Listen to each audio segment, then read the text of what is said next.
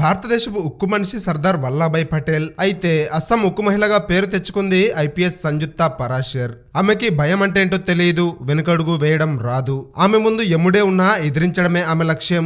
ఆమె ఐపీఎస్ గా ఛార్జ్ తీసుకున్న కొద్ది కాలానికే అస్సాంలోని బోడో ఉగ్రవాదులని అరికట్టే మిషన్ చేపట్టింది.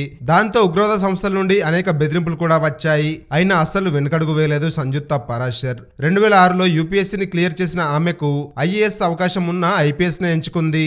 హింస మరియు ఉగ్రవాదంపై పోరాటం చేయడమే ఆమె ఏకైక లక్ష్యం. అలా 2015లో ఆమె అస్సాంలోని బోడో వ్యతిరేక ఉగ్రవాద ఆపరేషన్ కు నాయకత్వం వహించి కేవలం 15 నెలల్లో 16 మంది ఉగ్రవాదులను మట్టుబెట్టింది.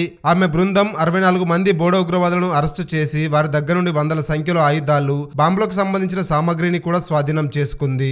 ఆ సంఘటన తర్వాత ఆమె కేవలం ఓ పోలీసు అధికారిగా మాత్రమే కాదు, ధైర్యం, న్యాయం, న్యాయకత్వం మరియు కర్తవ్యానికి ప్రతీకగా నిలిచింది. ఇంట్లో బల్లిని చూసి బెదిరిపోయే మహిళలకు మాత్రమే కాదు, సంయుక్త పరాశర్ భారతదేశ యువతకు సైతం అసలైన ఇన్స్పిరేషన్. ప్రేమ, పెళ్లి, ఉద్యోగం, ఆరోగ్యం ఏ సమస్యలైనా కేవలం మీ ఫోటో మరియు చేయి చూసి సంక్రాంతి వరకు ఉచితంగా జ్యోతిష్యం చెప్పబడును. ఈ కింది నంబర్ను సంప్రదించండి.